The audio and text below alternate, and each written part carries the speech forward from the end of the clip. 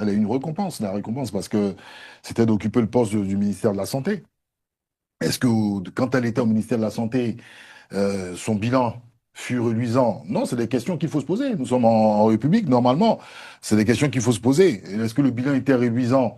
Est-ce qu'en tant que député, moi je reviens, hein, est-ce qu'en tant que député à tout maudit, le bilan il est reluisant? Je dirais, il est mi-figue, mi-raisin. Il est mi-figue, mi-raisin. Donc, politiquement, dire que Mme Raymond Goudou Kofi a peut-être laissé quelque chose, je n'y crois absolument pas. Et je vais même au-delà du genre. C'est parce que souvent, on dit qu'on a souvent tendance à sous-estimer ou minimiser la femme en politique. Non, il y a des femmes qui ont marqué politiquement la Côte d'Ivoire. Mme Raymond Goudou Kofi, je ne pense pas. La pharmacie de son défunt mari était au quartier Soleil, juste sur la route, en face d'un célèbre maquis qui s'appelait Maquis le Soleil. Donc, moi, quand je ça s'appelle regarde un parachutage, une donc je me permets de saluer. quand je dis ça, Ça s'appelle un parachutage. quand je dis ça, je C'est dis, courant. il est encore possible pour elle. Il y a encore beaucoup de choses. Hein. Il a, elle est très proche de Ouattara, donc c'est tout à fait normal. Ce n'est pas à l'issue d'un échec électoral qu'on va dire c'est fini pour elle. Non, je n'y crois pas. Et donc, d'une certaine façon, les œuvres d'art françaises, ou plutôt les œuvres d'art en France sont françaises. Voilà. Donc, circuler, il n'y a rien à voir. Et donc, du coup, le discours de Ouaga est un discours qui est important de ce point de vue-là, c'est-à-dire que c'est un changement de pied complet et qui permet effectivement de poser les bases. Et là, je reprends les propos du président Emmanuel Macron, de poser les bases d'une nouvelle coopération entre la France et l'Afrique, du point de vue de la culture, du point de vue de la mémoire, du point de vue du patrimoine. Bon, je pense que là-dessus, il a eu raison de faire ce changement de pied parce qu'il a sans doute pris conscience du fait qu'il y avait une vraie tension internationale dans les rapports entre la France et l'Afrique et que la France était en train de perdre pied dans l'Afrique francophone en raison de l'incompréhension de la France, de la jeunesse africaine qui était effectivement en train de monter.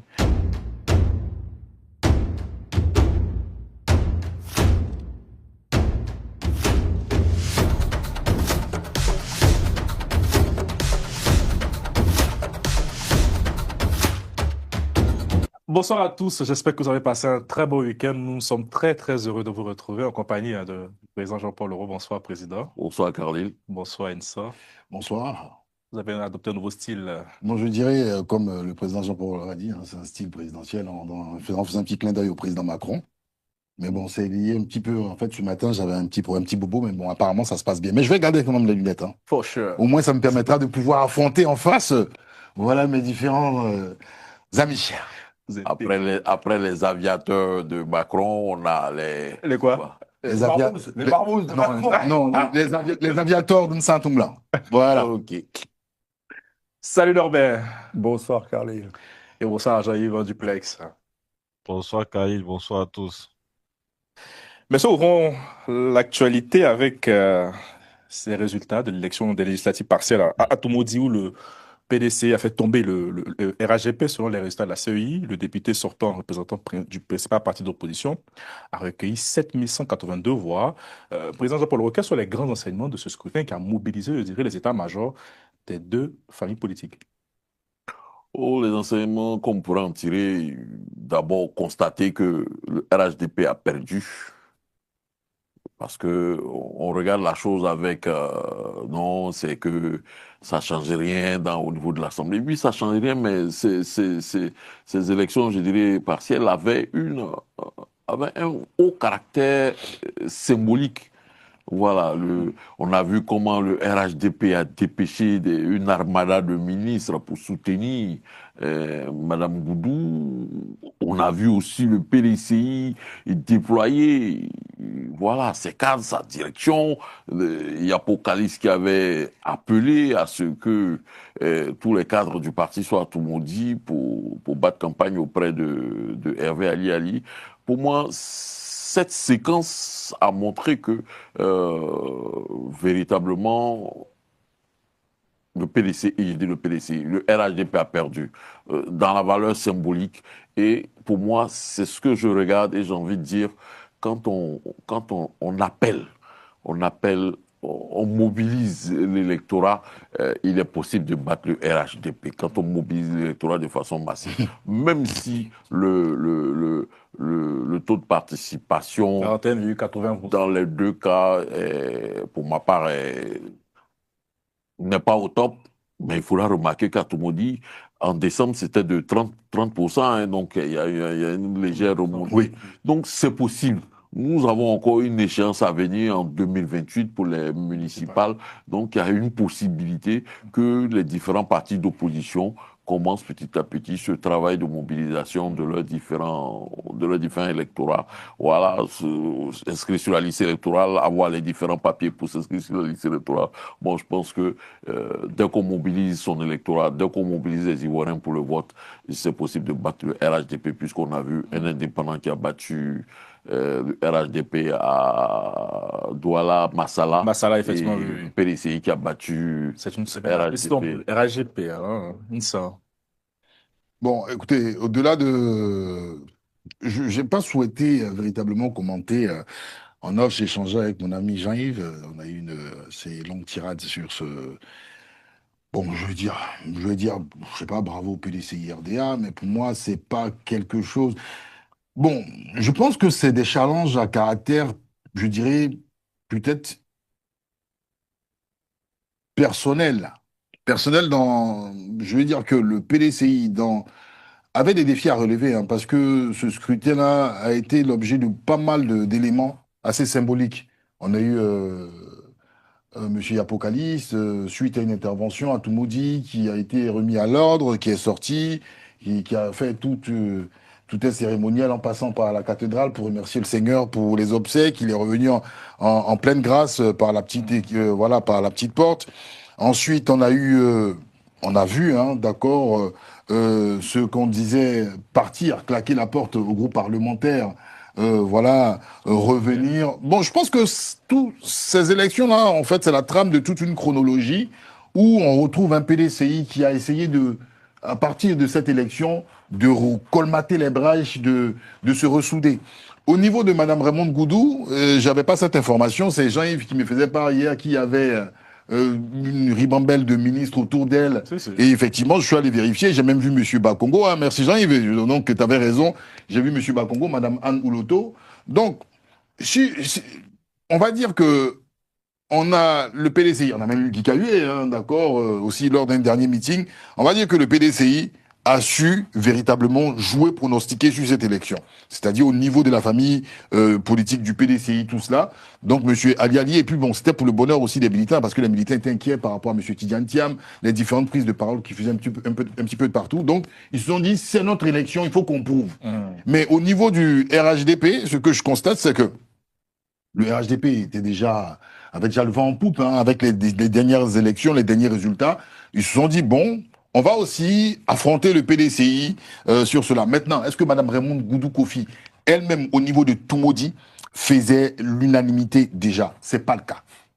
Faut le dire, c'est pas le cas, parce que les précédentes élections en 2021 déjà, il y a eu déjà ce débat-là où on disait qu'elle n'était pas quelqu'un qui était assez, représentatif de Toumoudi et autres. Donc, Monsieur Ali Ali, fils de la région, Madame Goudou aussi, fille de la région, se sont présentés. Mais je vais dire que ce sont deux appareils qui sont véritablement affrontés. Armada, certainement avec la main de Monsieur Ténébirima Ouattara caché quelque part, parce qu'il fallait qu'on confirme derrière. Oui, il fallait qu'on confirme derrière, que il apparaît par tous, monsieur, finalement. Bah, écoutez, moi, je tenais déjà à le féliciter parce qu'il a été désigné par une ONG l'homme de l'année. Félicitations à vous, Monsieur Ténébirima Ouattara. Je reviens à Toumoudi maintenant pour dire que, c'est mon droit. Je reviens à Toumoudi maintenant pour dire que. C'est terrible, ce gars. Non, mais bon, en fin de compte, je finis sur quelque chose qui est très important. Et là, c'est un confrère. Bon, je ne suis pas journaliste, mais peut-être un jour je le serai. Monsieur Yacouba Doumbia qui disait les opposants en Côte d'Ivoire, quand ils perdent, ils disent la CEI n'est pas parfaite. Quand ils gagnent, ils n'apprécient pas, ils ne donnent aucun commentaire à la CEI. Donc, on revient à quelque chose de très important. Ce qui s'est passé, moi j'ai bien apprécié l'image au lendemain du scrutin où M. Ali Ali a rendu visite à Mme Goudou Kofi. C'est une très belle image, mais on souhaite que ce genre d'initiative et d'élection, d'accord, se fasse un petit peu partout. un petit peu partout, et je pense que ça va essayer véritablement de taire les querelles, et puis un petit peu oublier aussi la CEI. Parce que là, personne n'a critiqué la CEI. Hein. Le RHDP n'a pas critiqué la CEI, le PDCI n'a pas critiqué la CEI.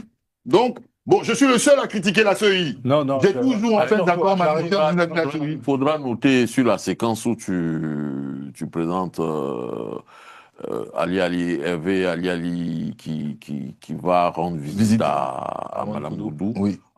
La veille, Madame Boudou avait passé, au soir de l'élection, avait passé un message. Un coup de fil Oui. de son élection. Oui. Et comme tu le préciser comme toi, en fait, c'est cela. Il faudra que nos élections partent dans ce sens. Il faudrait que celui qui a perdu, il reconnaisse, il appelle l'autre. Ce n'est pas...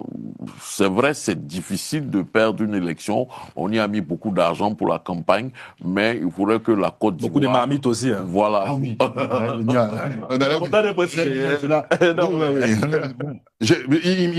m'a coupé l'herbe sur le pied, mais juste pour dire que, écoutez, moi j'ai toujours été assez sceptique, vous me connaissez, vis-à-vis de la commission électorale indépendante.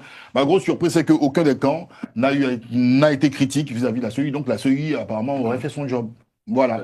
Mais bravo en tout cas, parce que c'est un échec de M. Téné Birahima Ouattara, ça c'est sûr. Oui, c'est un échec parce que ceux qui sont tout autour de lui n'ont pas pu en fait donner le fameux coup, le fameux cocota, comme on le dit à Abidjan, voilà, vis-à-vis du PDCI. Et puis, c'est le PDCI aussi, même. Non, mais le PDCI, c'était aussi une aubaine pour le PDCI parce qu'ils ont pu profiter. Et puis, en tout cas, cette apparente idée d'unité, franchement, c'est un beau jeu de stratégie. Bon, on verra ce qui se passera pour la suite. Voilà, je ne veux pas monopoliser la parole. Hein. Cours magistral. Oui, merci, professeur. Les lunettes. Moi, je pense que les lunettes, là, il doit avoir un peu de poudre dedans. Non, on va dire ça. C'est un coupé décalé. Allez-y. Non, mais si je fais la synthèse de ce que viennent de dire mes deux estimables confrères, je dirais que je voudrais faire 3 remarques. Ouais. D'abord, quand Jean-Paul dit que c'est bien dans une démocratie que le perdant reconnaisse sa défaite, il a tout à fait raison. C'est ça la démocratie, c'est l'acceptation de cette défaite par le vaincu. Et si ça ne marche pas, là, on rentre dans des problèmes et dans des crises, bien sûr. Donc ça, c'est vrai. Bon, mais j'ai entendu à Toumblanc à l'instant dire qu'il y avait, une équation autour de la candidate du RHDP. Madame, alors il en a dit trop ou pas assez, notre ami à Toumblanc. C'est très allusif, mais supposons qu'il en sache davantage et que les fidèles de la bande à Carlyle aient compris ce que Toumblanc a voulu dire. Alors à ce moment-là, ça m'oblige à revenir sur une remarque de Jean-Paul, à savoir que oui, le RHDP a défendu sa candidate à Toumaudi, mais c'est à se demander, à écouter à Toumblanc, si le RHDP ne l'a pas défendu, ne l'a pas soutenu comme la corde le pendu. Enfin, mais ça, j'aimerais bien en savoir davantage, parce que manifestement, à Toumblanc, on sait beaucoup sur la question. Enfin, s'agissant de l'argument selon lequel tout le monde se marre, s'agissant de l'argument selon lequel la commission électorale indépendante est vraiment indépendante, là j'ai envie de dire non, je suis pas d'accord. Une hirondelle ne fait pas le printemps. C'est tout l'intérêt du RHDP de temps en temps, alors qu'il dispose aujourd'hui d'une majorité écrasante, et que, bon, un candidat ne fait pas l'unanimité au sein du parti, c'est tout l'intérêt du RHDP de laisser accroire que la Côte d'Ivoire est une démocratie parlementaire où l'élection vaut quelque chose. Ce n'est pas une hirondelle qui fait le printemps. Ce n'est pas parce qu'il y a eu un cas qu'on peut en conclure que la commission électorale est vraiment indépendante. Et moi, je reste persuadé du contraire. Tout me dit, ça va, mais à partir du moment où c'est l'élection présidentielle, là, les choses changent. Et j'ai dit sur ce plateau que dans les arrière-cuisines de la commission électorale, en Côte d'Ivoire, mais pas seulement en Côte d'Ivoire, il faut bien le reconnaître, on pratiquait une tambouille qui était bien peu ragoûtante, et je le maintiens. Jean-Yves. Euh, non, en fait, ben, je pense que je vais pas peut-être revenir sur ce que tout le monde a dit. Et puis, par contre, bon, comme on essaie de voir hein, au niveau de Toumo, dit donc autour de Raymond Goudou Kofi, en fait, on avait tout, je veux dire, tout le quota du RHDP qui était représenté, mais spécialement tous les TBO compatibles. C'était tous les TBO compatibles. Quand on parle on a AMS, on a l'ASPR, et je vous parle des élus locaux qui ont remporté les élections avec plus de 95% dans leur localité et plus de 95%, pour ne pas dire 98% de taux de participation dans leur localité. Donc, ce sont des gens qui ont, je peux dire, hein, qu'ils ont la recette du taux de participation, donc qui était quand même autour de Raymond Goudou Kofi, pour la soutenir. Et il faut noter aussi qu'on a eu Kandia Kamara. Kandia Kamara qui était la directrice de campagne de Tene Birahima Ouattara à Bobo, qui a été aussi aux côtés de, comment on appelle ça, de Raymond Goudou Kofi. Donc, je vais dire que cette élection avait un caractère assez particulier parce que c'était là l'occasion pour l'équipe assez proche de TBO c'est-à-dire d'entamer une première bataille pour moi en vue des élections présidentielles de 2030. Donc, c'était pour eux, comment on appelle ça, c'était pour eux un exercice pour qu'ils puissent commencer voilà, c'était pour eux l'exercice pour se mettre vraiment à l'œuvre, pour montrer ce qu'ils sont capables de faire en 2030. Et donc, cette première défaite-là, pour moi, c'est une défaite, oui, on peut le dire, c'est une défaite de Tene Behema Ouattara. Donc, c'est pour moi son premier échec face à un appareil du PDCI qui était vraiment uni, qui a tête toutes ces dissensions en interne pour pouvoir soutenir en fait le candidat qui avait été désigné. Et voilà, on a eu des personnalités même qui n'avaient pas été élues. Quand je parle des personnalités qui n'avaient pas été élues dans les localités, je parle de Gikawe qui n'avait pas même été choisi par l'appareil du parti, mais qui s'est mis au-dessus de cette bête là, je dis, et puis qui est venu soutenir un candidat du PDCI parce que le parti avait appelé tous les dirigeants, pour ne pas dire tout le PDCI à le soutenir. Donc voilà, là c'est une preuve de discipline, moi je dirais, et c'est aussi à saluer. Donc on a eu deux appareils qui se sont affrontés, je vais dire dans la légalité parce que c'était compliqué pour la CEI, hein, c'était compliqué pour la CEI de bidouiller pour ces élections-là parce que tous les regards étaient tournés vers Toumoudi. Donc, il y avait tout le monde qui était actif. Donc, c'était compliqué pour eux de le faire. Du coup, aujourd'hui, on ne peut pas dire que lorsque les opposants perdent, par exemple, pour le cas de Toumoudi, on ne peut pas dire que lorsqu'ils perdent, ils accusent à ceux et lorsqu'ils gagnent, ils font comme si tout s'était bien passé et ils ne parlent pas de ça. Non, ils ne parlent pas de ça parce que quand tout se passe légalement, quand tout se passe dans la légalité et dans la transparence, ce sont les candidats même que comment on appelle ça, les perdants qui appellent les vainqueurs pour les féliciter et il y a pas de palabre. Voilà, on est tous d'accord que ça s'est passé dans la transparence et il y a pas eu de fraude. Voilà, donc on reconnaît la défaite. Donc lorsque ça se passe dans la transparence, c'est normal que les autres appellent pour reconnaître les défaites. Mais lorsque ça se passe dans des conditions vraiment assez je dis suspicieuses, c'est normal que aussi les gens aussi se plaignent de ces différentes de ces différents de ces différents écarts qu'il y a eu. Donc voilà ce que moi je voulais dire par rapport à cette première bataille donc de TBO perdue.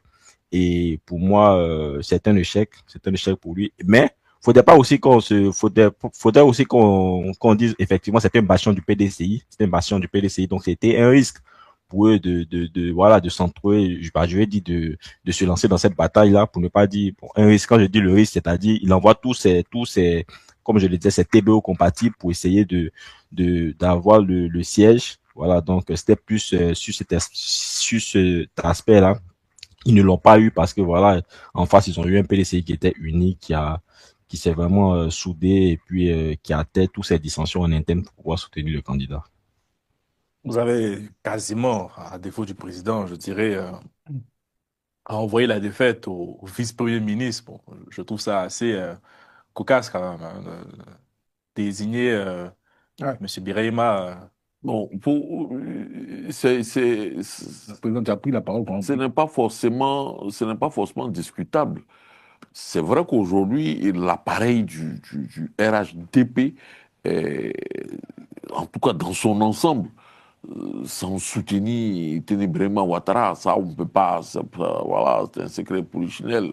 On va pas se distraire pour dire que. Donc, Ténébrement, véritablement, est certainement dans ses premiers pas je pourrais dire, de manœuvre de son appareil politique, mais de l'appareil politique du PDCI. Pour l'instant, le président Alassane Ouattara en est le président, mais tout le monde s'imagine qu'on est en train de lui donner les différents leviers pour qu'il puisse être à l'aise certainement en 2030. C'est vrai, le RHDP va certainement tirer les bonnes leçons d'un tel échec. Comme je l'ai dit, c'était une élection beaucoup plus symbolique que si ça allait changer quelque chose, rien du tout. Mais pour le PDCI aussi, j'imagine que le PDCI aussi en a tiré les leçons d'une union, on vient de le constater. Ils étaient tous là, hein, les Yassé, les Emou, ils étaient tous là, finalement. Donc c'est possible que le PDCI s'asseye et discute. Moi, je pense que c'est ce que je l'ai dit, hein, c'est ce que j'ai dit lors de ma prise de parole. Cette élection à Toumoudi est une élection, je pourrais dire, est un scrutin pilote. Il faudrait qu'on s'en saisisse et que toutes les élections se déroulent de cette même façon, sans véritable heure. À la fin, donc on peut avoir un résultat même juste après 18 heures. C'est donc possible alors. Non, franchement, on attendait la CEI donne des élections 24 heures, 48 heures après. Donc, c'est possible. Donc, voilà, quand on regarde de telles choses, moi, je me dis, il y a de l'espoir. Moi, j'ai envie d'espérer et de ne pas faire une obsession, bien une crispation sur ce qui s'est passé, les échecs du passé. Moi, je préfère qu'on tire les bonnes leçons du passé et qu'on regarde les choses avec optimisme.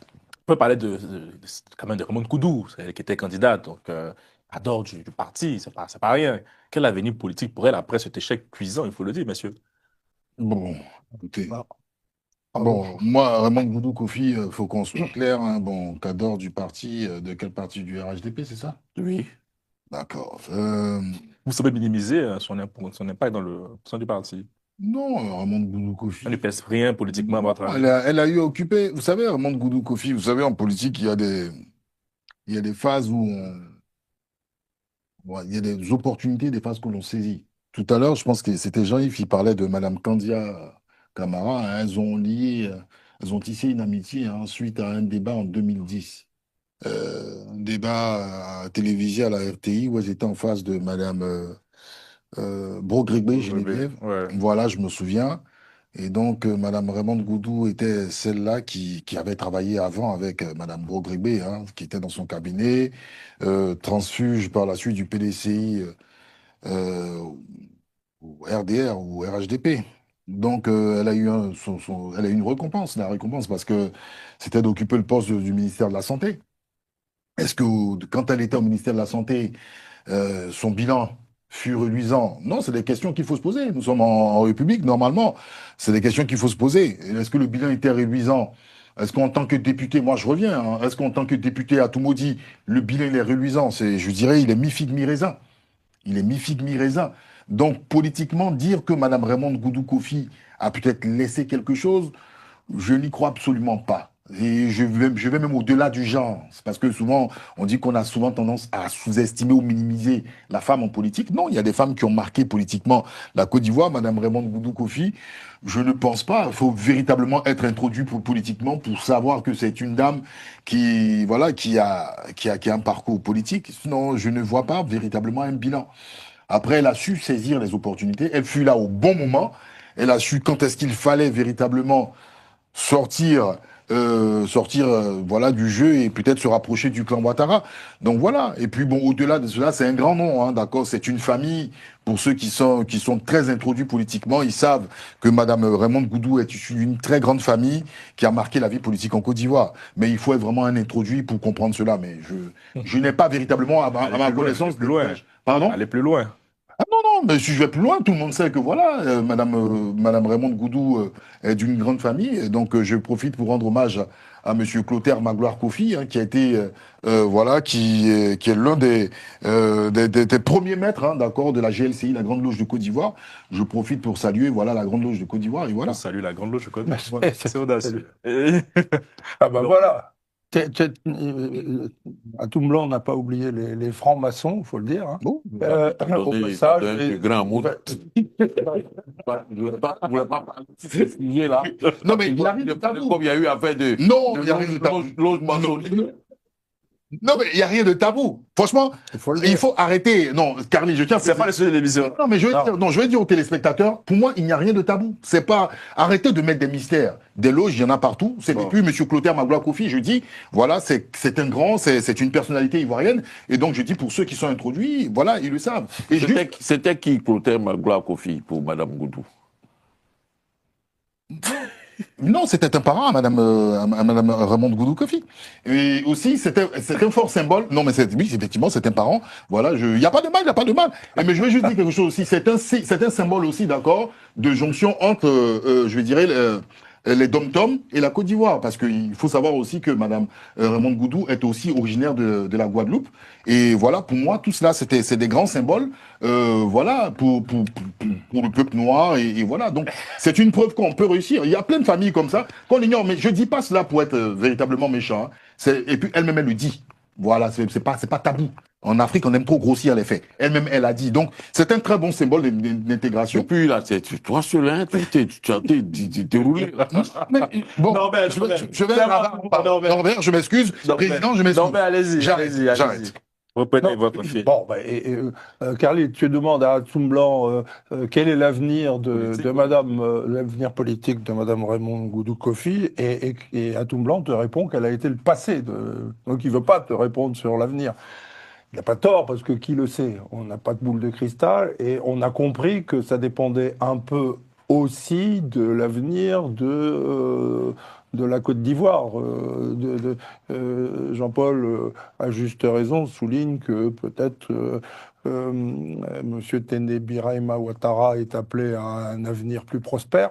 Bon, moi j'en sais rien, je ne sais pas, il le dit, il a donné la date de 2030, peut-être que ça sera avant. Qui le sait? Personne, ni lui, ni moi, ni toi, Carly, on ne sait pas.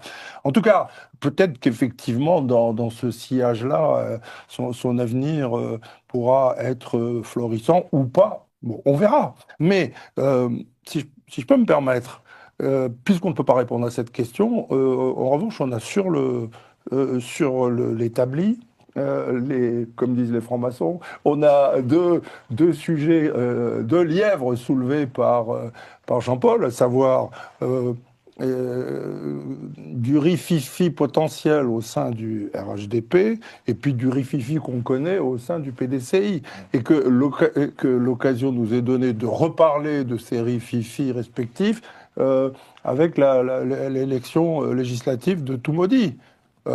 S'il se passe quelque chose à la tête du RHDP, moi ça m'intéresse beaucoup. S'il y a du nouveau concernant la crise au sein du PDCI, ça me passionne. Parlons-en. Moi, j'aimerais, parlant d'avenir de Mme Koudou, Kofi, l'aveu de M. Pomeli Kofi, aussi pharmacien à Daloa. Elle aussi, elle était pharmacienne à Daloa. Elle avait les deux époux avaient deux officines différentes. Elle a fait près de 20 ans à Daloa chez moi. Je me dis, là, elle a agi auprès des populations. Les populations de Daloa la connaissent. Elle connaît les populations de Daloa. Pourquoi elle est allée chercher Palabre à Toumoudi, où les gens ne la connaissent pas? Vraiment, moi, ça m'a gêné un peu. Je dis, mais pourquoi le RHDP, une femme qui a fait près de 20 ans dans une localité où elle est très bien connue, au-delà de tenir une pharmacie, on sait ce que représentent ces gens dans l'action sociale. Elle a aussi aidé un certain nombre de familles en difficulté pour des raisons de médicaments et d'autres. Elle a dû faire des dons, elle a participé à certains tournois, elle a été marraine, ça et là. Son mari Pomeli Kofi, très bien connu à Daloa et aussi connu au niveau de la loge, grande loge de Côte d'Ivoire. Quand on regarde ça, je me pose la question, voilà pourquoi j'ai dit, j'espère que le RHDP a tiré les bonnes leçons de cet échec pourquoi une telle dame qui a un ancrage dans une localité, on la sort pour l'envoyer, même si c'est sa zone d'origine au plan des origines de ses parents, d'une partie de ses parents, l'envoyer là-bas où les populations ne la connaissent pas. Je pense que le RHDP y réfléchira, mais moi qui la connais un peu, même si c'est de loin, parce qu'on a grandi, j'ai grandi même avec son petit frère dans le quartier Piscine, Tazibo, à Daloa, pour ceux qui suivent cette émission sauront. Voilà. On salue les gens de Daloa. Salut les gens de Daloa. Notamment ceux de Soleil 2. Bonjour les gens de Delaware. Justement, la pharmacie de son défunt mari était au quartier Soleil, juste sur la route, en face d'un célèbre maquis qui s'appelait Maquis le Soleil. Donc, moi, quand je regarde c'est là que je suis né, donc je me permets de saluer. quand je dis ça, Ça s'appelle un parachutage. quand je dis ça, Courant. il est encore possible pour elle. Il y a encore beaucoup de choses. Hein. Elle est très proche de Ouattara, donc c'est tout à fait normal. Ce n'est pas l'issue d'un échec électoral qu'on va dire c'est fini pour elle. Non, je n'y crois pas. Yeah. Intellectuellement, Elle sera recasée, forcément. N'approchons pas les choses de cette façon. Bon, enfin, après. Mais politiquement, moi j'estime. Et puis elle est encore jeune. Il y a encore du truc devant elle. Jean-Yves, ce que vous avez râlé tout à l'heure. Ah oui, mais à un moment donné, il faudrait qu'on me donne la parole aussi souvent. Donc, Raymond Kodo Kofi, en termes d'avenir politique, moi, je crois qu'elle était ministre-gouverneur de la région des Lacs. Ouais, Et donc, ça, voilà. Et aujourd'hui, vu que le président Ouattara, en tout cas, il n'a pas reconduit les ministres-gouverneurs, je crois, des régions, de certaines, des régions, je veux dire, de l'intérieur du pays, à part Yamoussoukro et, je crois, Abidjan. Donc, voilà, on pourrait peut-être se dire que, finalement, politiquement, voilà. Mais faut dire aussi que vraiment Goudou Kofi, en termes d'avenir politique, il n'y a jamais, en fait, eu une apparence, en fait, d'ambition de sa part. C'est-à-dire, elle n'a jamais manifesté une quelconque ambition, en tout cas, comme je l'ai dit, en apparence. Du coup, aujourd'hui, débattre sur son avenir politique, c'est vraiment compliqué, hormis le fait que, voilà, elle était ministre-gouverneur. Donc, si elle était ministre-gouverneur, on espère, bon, pas on espère, mais on se dit que peut-être elle sera recasée, sera repositionnée ailleurs. Sinon, elle fait quand même partie, comme je le disais tout à l'heure, du cercle, je dirais, très restreint de TBO. Ben, du coup, voilà, c'est une des leurs. Donc, potentiellement, ils vont tirer les leçons de cet échec-là et puis essayer de se repositionner au niveau de Tumodi pour les élections peut-être à venir. Pourquoi ne pas peut-être pour les municipales ou même essayer de remobiliser les bases au niveau de Tumodi pour la perspective 2030. Donc ça aussi c'est une vision. Elle peut être, je dis peut-être au niveau de Tumodi et de sa région, elle peut être aussi être emmenée à faire un travail de fond pour soutenir Monsieur TBO dont elle est assez proche. Voilà. Donc maintenant moi j'aimerais aussi reparler de comment on appelle ça de l'union qu'on a pu observer aussi au niveau du PDCI. Hein.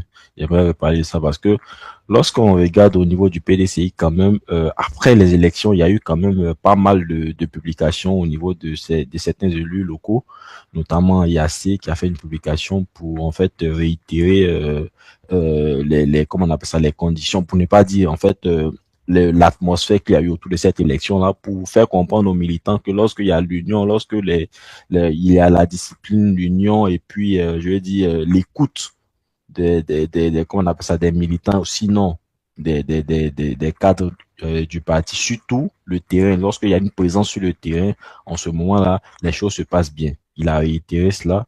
Il y a aussi le député maire de la commune du Plateau, Ewo Jacques, qui a aussi parlé de cela.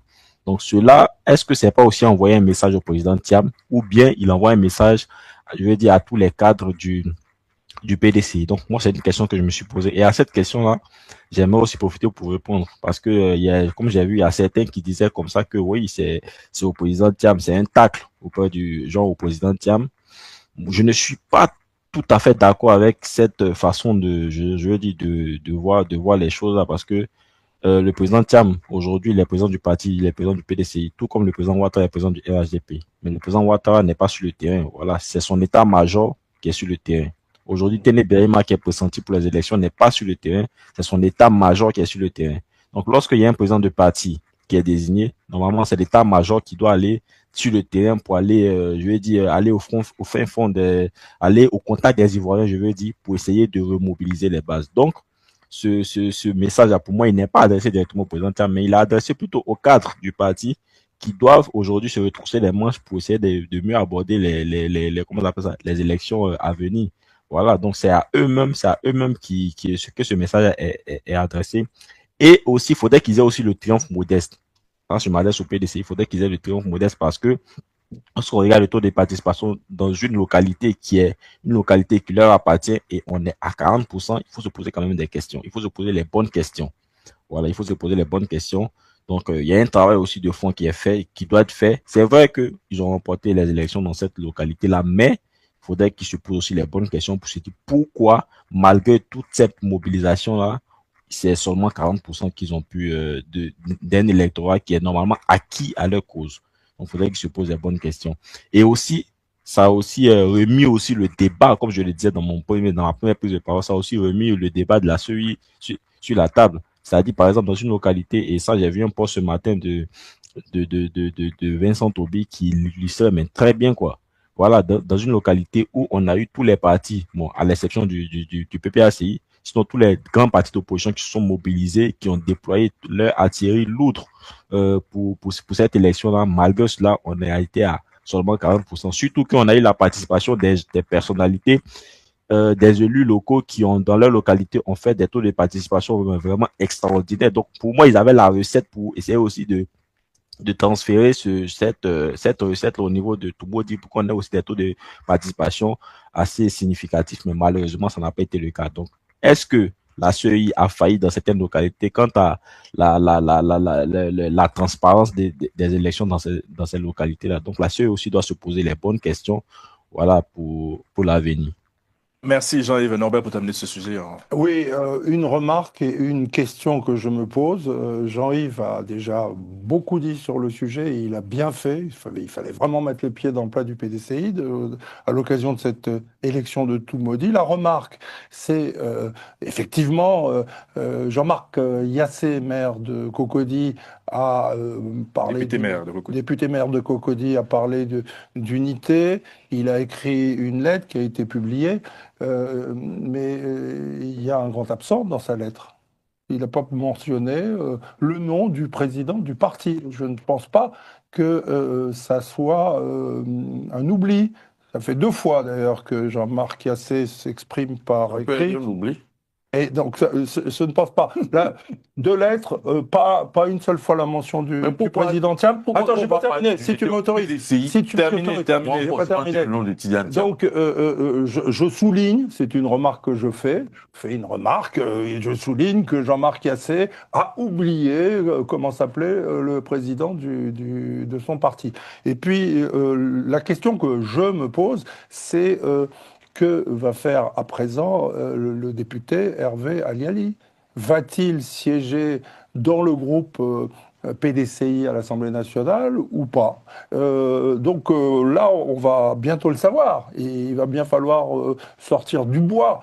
Et inutile de vous dire que... Non, pas du tout. J'ai aucune réponse, je n'en sais rien.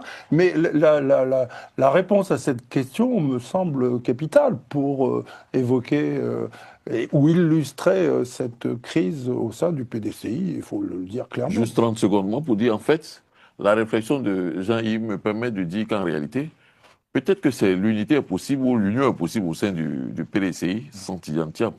Ah voilà, bien sûr.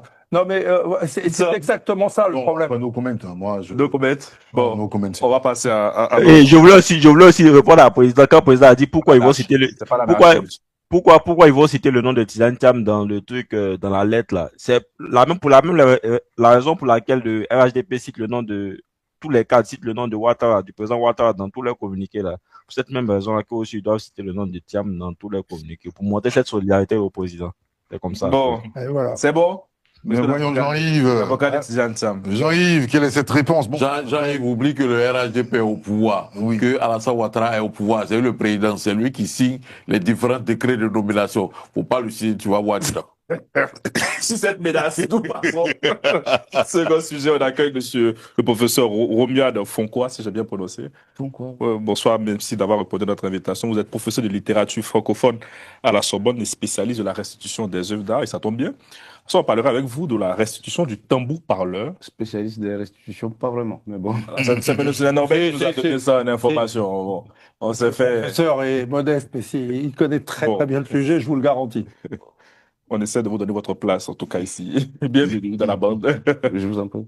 Voilà, on parle avec vous de la restitution du tambour parleur, le DJ Awokwe. Ayekwe. Avant, excusez-moi si vous avez. Ouais. Qui a été restitué par la France à la Côte d'Ivoire. Que représente pour vous cette séquence, professeur? Alors, la restitution à la Côte d'Ivoire, ce n'est qu'une étape supplémentaire de toutes les restitutions qui ont commencé depuis 2017 à peu près. La première grande restitution, c'est la restitution en fait du Bénin, avec les œuvres qui étaient au Louvre, pardon, au Quai Branly, autant pour moi, et avec une mise en scène qui est une mise en scène assez intéressante du point de vue historique, mais peut-être du point de vue mémoriel aussi, des œuvres spoliées, pillées, volées par la France durant la période coloniale, avec des circonstances qui peuvent être des circonstances historiques à rappeler. Mais le fait est là, c'est que a été engagé depuis le discours de Ouagadougou prononcé par le 2017, président Macron, oui, depuis 2017, a été engagé, depuis le discours de Ouagadougou de 2017, a été engagé un processus de restitution. Sur 5 ans, avait-il promis des œuvres africaines aux différents États africains qui le demanderaient. Et je pense que le tambour rentre effectivement dans ce processus-là, comme il y a eu l'épée pour le Sénégal, comme il y a eu effectivement les bronzes pour le Bénin. C'est un processus qui est très critiqué, hein, notamment par sa lourdeur, sa longueur et tout. Alors, si on prend la distance des événements, et là je vous invite à lire un ouvrage là qui vient de paraître ces jours-ci, c'est l'ouvrage de Bénédicte Savoie, qui avait été, on le sait, l'une des rapportrices en fait, voilà, du rapport sur les restitutions en 2015, je crois si je me souviens, sont exacts, et qui en fait vient de publier là un ouvrage intéressant dont je vous recommande la lecture, qui vient de paraître à la découverte et qui porte une année 1815, et qui a été l'année charnière des restitutions des œuvres européennes reprises par la France et centralisées par la France et par la France impériale, et à qui on demandait, tous les pays, l'Italie, l'Allemagne, la Belgique, demandaient en fait que la France restitue en fait les différents tableaux et objets d'art qui avaient été centralisés en fait en France. Et quand on prend cette date-là, elle est importante en fait, et qu'on la compare avec ce qui se passe aujourd'hui, on se dit qu'en fait, pour l'Afrique, ça se passe à une vitesse qui est une vitesse absolument ahurissante. C'est-à-dire qu'il faudrait de temps en temps qu'en Afrique, on regarde les choses qui nous arrivent avec la distance du temps. Entre 2017 et 2026, regardez, ça fait 9 ans. Si vous regardez le temps qu'on a mis entre la France, l'Allemagne, la Belgique ou l'Italie pour restituer simplement les œuvres, entre 1815 et 1890, vous voyez un peu le temps, le temps que ça a pris. Donc, j'allais dire, prenons en fait, si on prend la longueur du temps, on se rend compte que ça va vite. Mais il y a un vrai problème. Le vrai problème, ce n'est pas simplement que ça va vite, c'est qu'il faut d'une part identifier les œuvres à restituer, d'autre part circonscrire le cadre de la restitution et déterminer ce que va devenir en fait les œuvres restituées. Je ne prends que ces 3 problèmes-là, mais ça fait beaucoup de problèmes à résoudre en un temps record. C'est-à-dire qu'il faudrait que les États africains, par exemple, qui demandent la restitution, puissent déjà créer les conditions du retour des pièces. Il faudrait que sur le plan législatif et légal, le pays qui doit restituer, en l'occurrence la France, puisse arriver à créer lui-même le cadre qui est le cadre législatif en France pour pouvoir restituer les œuvres, puisqu'on ne va pas prendre une œuvre. C'est pas une loi spéciale. Oui, ça peut être une loi spéciale, mais ce n'est pas toujours comme ça. En fait, on ne va pas se lever un matin, prendre une pièce au Quai Branly et dire on va le remettre à la Côte d'Ivoire, puisque j'ai cru comprendre que c'est de la Côte d'Ivoire. Oui, bien sûr, c'est bien ça. Donc, à qui en Côte d'Ivoire, où en Côte d'Ivoire, quel clan en Côte d'Ivoire, quel ethnie en Côte d'Ivoire, quel État en Côte d'Ivoire. J'ai l'impression parce que l'État n'est pas totalement stabilisé. Si on fait une comparaison avec le 1815 dont je parlais tout à l'heure, c'est une série en fait de problèmes qu'il faudrait résoudre en amont, avant de pouvoir restituer les œuvres. Et en plus, il faudrait traiter la question de ce que ces œuvres-là vont devenir. Alors, c'est vrai qu'il y a eu, dans le cadre du Bénin, et je crois que c'est aussi un peu le cas en Côte d'Ivoire, dans le cadre du Bénin, il y a une activité muséographique qui s'est mise en place assez rapidement pour pouvoir récupérer en fait les œuvres. Mais là, il y a une tradition qui est une tradition ouest-africaine, hein, à laquelle appartient la Côte d'Ivoire, qui est une tradition de participation à la conservation des œuvres d'art depuis très très longtemps, depuis le XVIe et le XVIIe siècle en particulier. Sauf que cette tradition-là s'est un peu perdue entre nos histoires internes africaines, entre nos histoires coloniales diverses et variées, entre nos histoires post-indépendantes diverses et variées. Il me semblait que jusqu'ici, effectivement, il y avait des demandes qui ont été faites au moment des indépendances 1960-1963, mais que jusque-là, je n'ai pas eu l'impression, mais je peux me tromper, que les œuvres d'art africaines étaient la priorité de nos gouvernements. Peut-être que je me suis trompé, hein. Mais je ne pense pas, ça n'a même pas été la priorité, j'allais dire, de l'Organisation de l'Unité africaine dans les temps anciens, au moment de sa création, début des années 60 quand même, et ça n'a pas été non plus, ce n'est pas toujours, il faut de temps en temps le rappeler, l'intention de l'unité africaine aujourd'hui.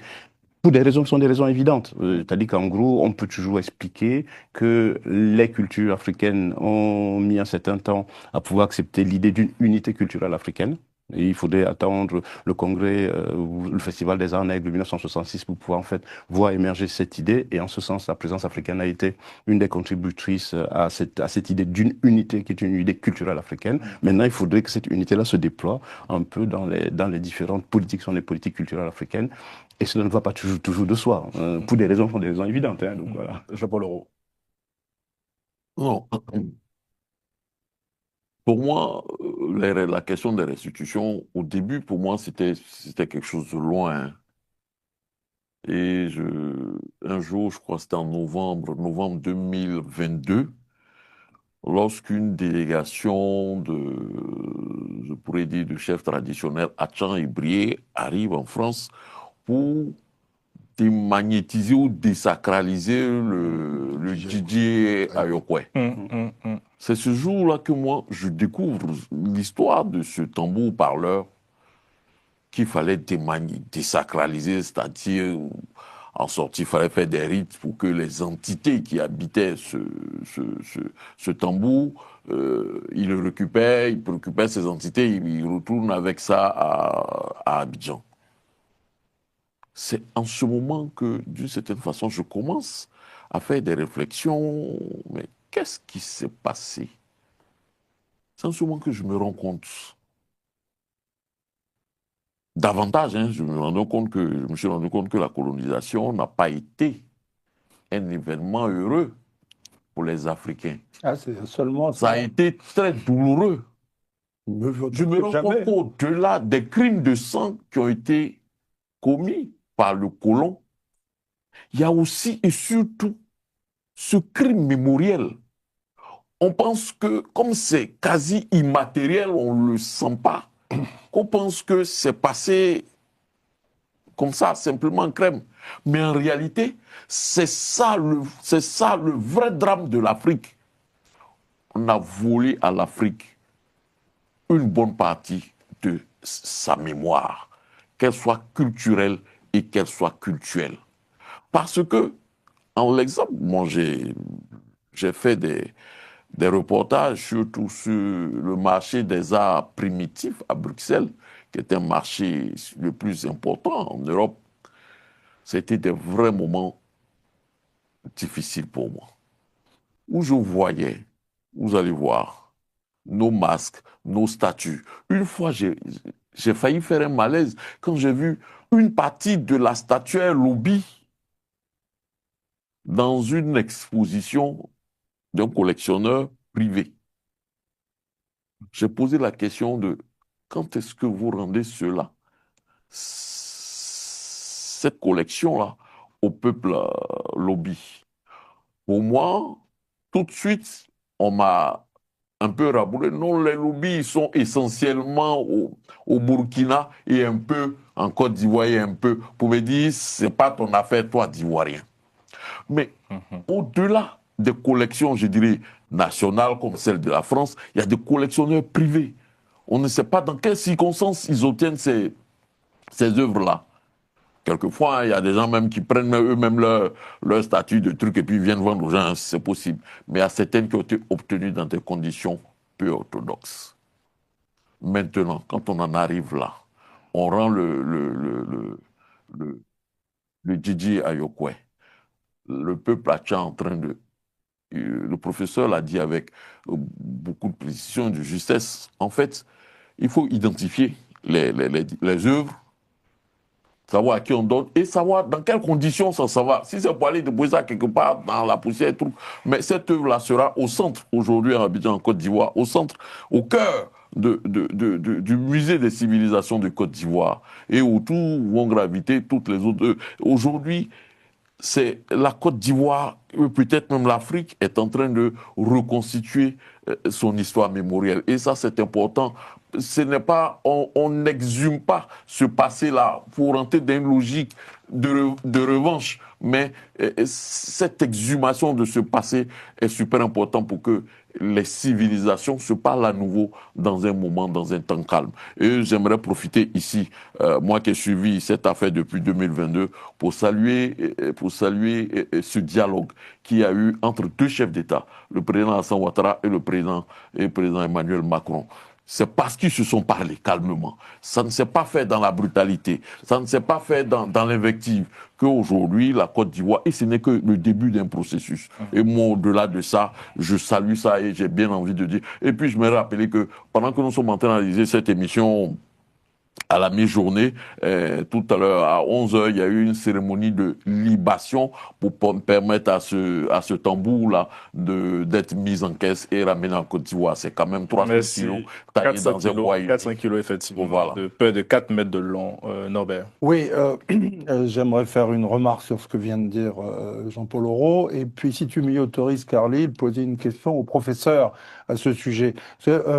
Jean-Paul nous dit qu'il a découvert quel était le... Il a eu un vertige lorsqu'il a découvert que ce tambour avait été pris pendant la colonisation. Il ne savait pas. Ça s'est passé au moment où les cérémonies ont eu lieu à Paris pour le désacraliser en quelque sorte.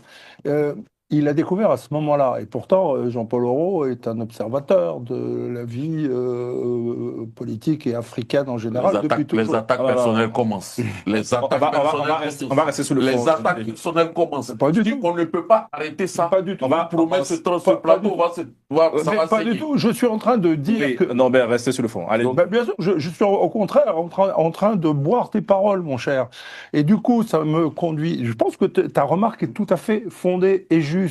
Et du coup, si tu m'y autorises, j'aimerais poser une question au professeur, parce que ça m'intéresse beaucoup. Le fait que Macron, en 2017, aille à Ouagadougou et annonce ainsi une politique de restitution, notamment des œuvres d'art, en clair, il fait un pas en direction de la jeunesse en Afrique. Est-ce que... il n'a pas obtenu l'effet inverse de celui recherché.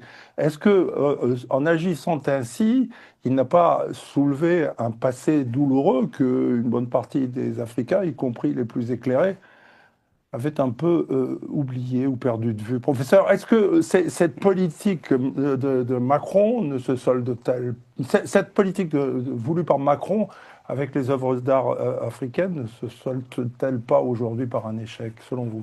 Alors, il faudra noter que cette volonté du président Macron a été consacrée dans une loi en 2025, si je ne m'abuse. Oui, ça a été consacré dans une loi qui est une loi d'exception. En fait. Voilà. Mais pour répondre à votre question, il faudrait se souvenir que la première demande de restitution date de 2016. Demande du Bénin, à laquelle la France avait, par le biais du ministre des Affaires étrangères, avait avancé une fin de non-recevoir. Disons, nous sommes dans une législation qui est internationale, les œuvres d'art sont françaises de par... Inaliénables, imprescriptibles, insaisissables, voilà, donc on connaît très bien les termes. Et donc, d'une certaine façon, les œuvres d'art françaises, ou plus les œuvres d'art en France sont françaises, voilà. Donc, circuler, il n'y a rien à voir. Et donc, du coup, le discours de Ouaga est un discours qui est important de ce point de vue-là, c'est-à-dire que c'est un changement de pied complet et qui permet effectivement de poser les bases. Et là, je reprends les propos du président Emmanuel Macron, de poser les bases d'une nouvelle coopération entre la France et l'Afrique du point de vue de la culture, du point de vue de la mémoire, du point de vue du patrimoine. Bon, je pense que là-dessus, il a eu raison de faire ce changement de pied parce que il a sans doute pris conscience du fait qu'il y avait une vraie tension internationale dans les rapports entre la France et l'Afrique et que la France était en train de perdre pied dans l'Afrique francophone en raison de l'incompréhension de la France, de la jeunesse africaine qui était effectivement en train de monter. Et il a voulu effectivement, entre guillemets, faire plaisir, si je peux utiliser cette expression en allant très vite, faire plaisir à cette jeunesse africaine qu'il tenait pour l'un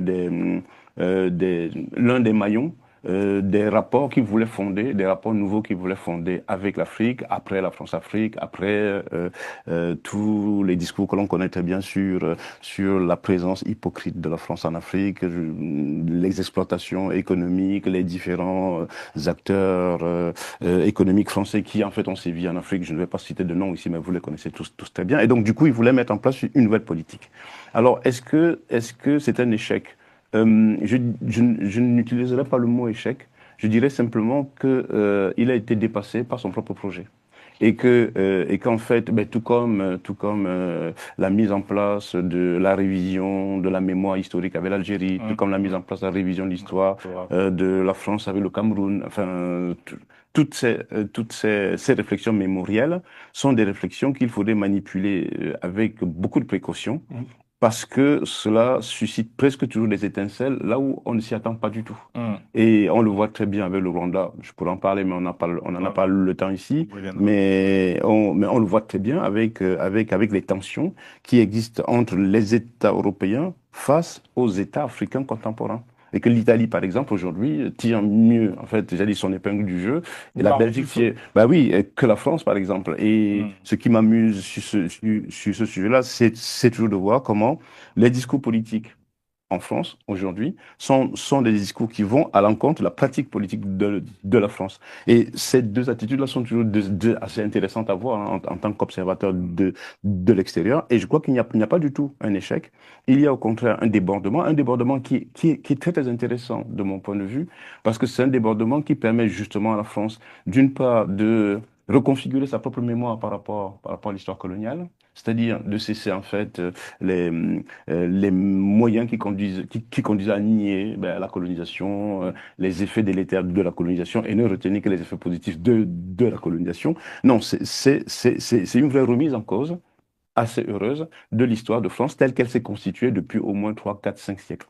J'en profite quand même un instant pour revenir sur ce que disait mon voisin à propos justement de la stupéfaction qui a été la sienne de découvrir en fait cette œuvre ivoirienne. Oui, mais j'allais dire que c'est absolument normal, la stupéfaction. Pourquoi? Parce que je crois que vous comme moi, nous sommes nés, moi je suis né après les indépendances, donc vous comme moi, nous sommes nés à un moment où on croit tout savoir en fait de la colonisation de nos pays. En fait, on n'en sait rien Rien du tout. du tout. Et quand je dis qu'on n'en sait rien du tout, c'est qu'on ne sait que l'écume en fait des choses. On sait à peu près les lieux communs. Alors, d'accord, bon, il y a eu les grandes batailles en Côte d'Ivoire, on sait très bien. Alors, il y a eu le travail forcé. En fait, toutes ces choses-là, on les connaît, mais on ne sait jamais le fond de l'histoire coloniale de chacun des pays, parce que même la France n'a jamais réussi à faire le fond de l'histoire de sa propre colonisation. C'est-à-dire que d'abord, on n'enseigne pas l'histoire coloniale en France dans les écoles, les lycées et les universités.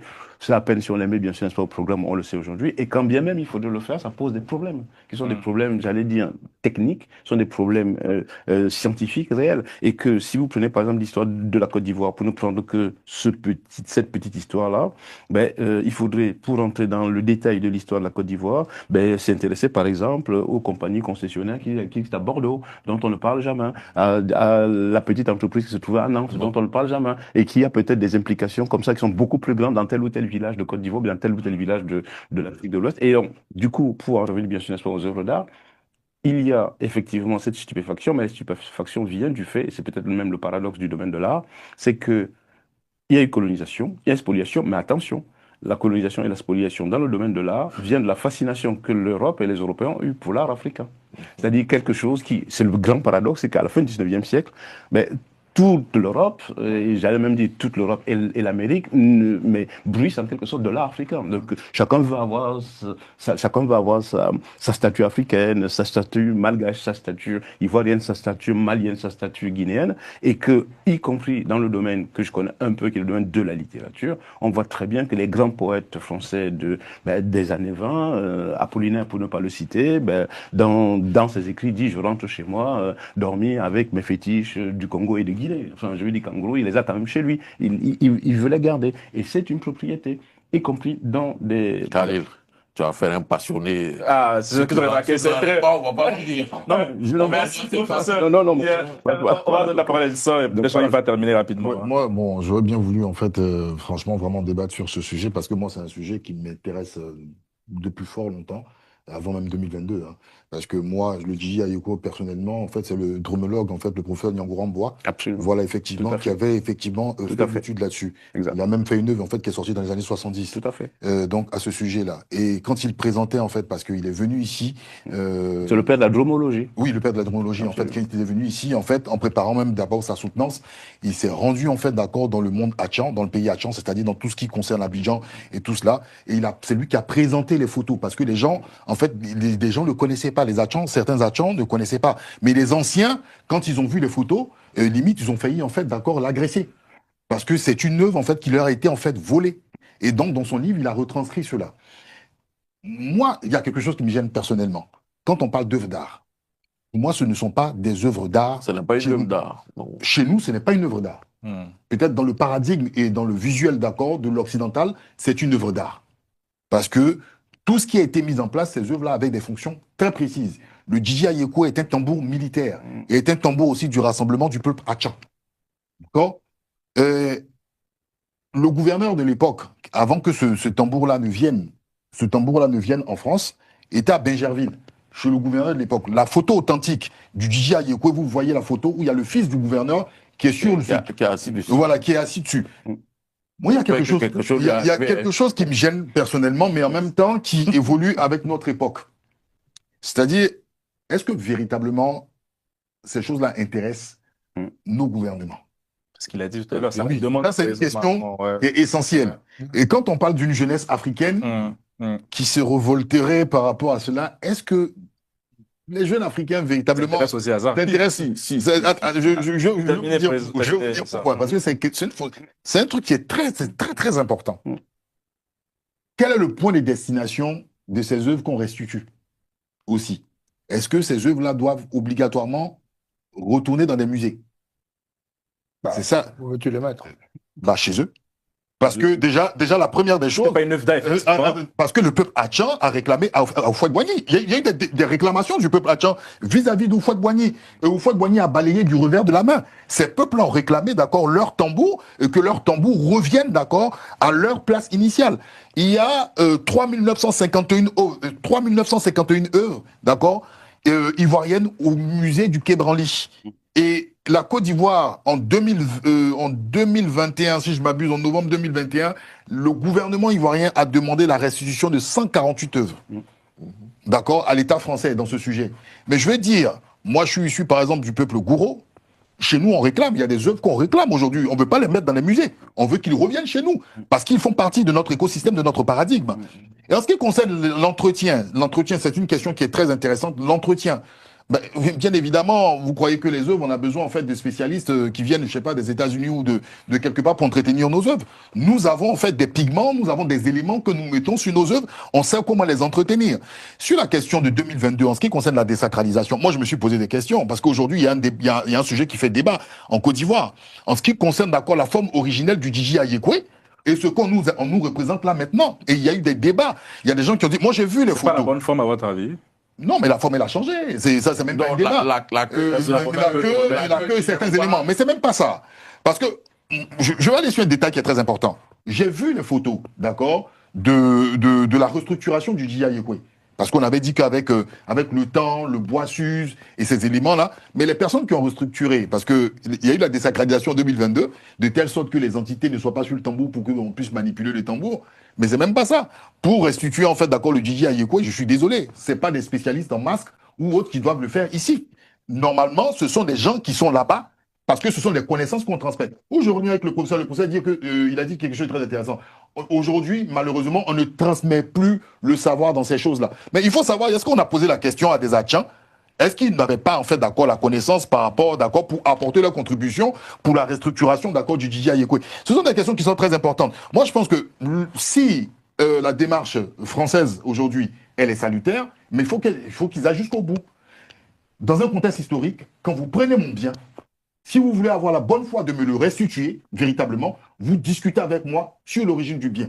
Est-ce que ce bien-là était une œuvre d'art ou vous voulez que je fasse de ce bien une œuvre d'art? Ça change les choses. Donc je pense qu'il y a un volet que l'on saute véritablement et pour moi, c'est dommage. Merci. Jean-Yves, il faut terminer, pardon, on a pris par le temps, c'est quelque chose à dire. Je vois le Vous avez levé la main tout à l'heure. mais bon. Allez-y rapidement. J'ai quelque chose à dire. En fait, ce que Nissan n'a pas dit, Parce qu'il faut il a commencer. dit, bah, c'est que c'est bon alors. Non, mais allez, Non, c'est bon, c'est bon. Non, tu vois, non, ça va. Allez-y, Non, mais vous avez dit une chose qui est juste. Peut-être que la formule que j'ai employée est un peu maladroite. C'est pas objet d'art, c'est objet culturel. Culturel. Et Culturel. Cultuel même. dans les objets culturels, il y a à la fois des objets cultuels, des objets d'art, etc. Alors, si on ne prend que l'histoire de ce tambour, dans le débat que j'avais eu il y a quelque temps avec Felwine Sarr et Bénédicte Savoie quand ils avaient sorti leur rapport, j'avais fait une provocation. Je leur avais dit, bah, c'est bien de demander les restitutions des œuvres d'art, mais vous dites à la fois ce sont des œuvres vivantes. Et vous dites il faut les restituer. Et j'avais eu cette formule. Est-ce que vous leur avez demandé leur avis aux œuvres d'art?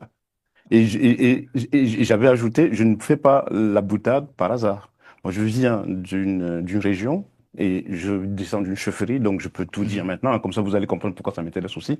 Je descends d'une chefferie où les œuvres d'art chez nous sont des œuvres d'art vivantes. Moi, j'ai mes fétiches avec moi. C'est-à-dire que ça fait 40 ans que je vis en France. J'ai mes fétiches chez moi. Et mes fétiches vivent avec moi, mes fétiches. Et donc je lui ai dit, est-ce que vous êtes sûr est-ce qu'on a demandé l'avis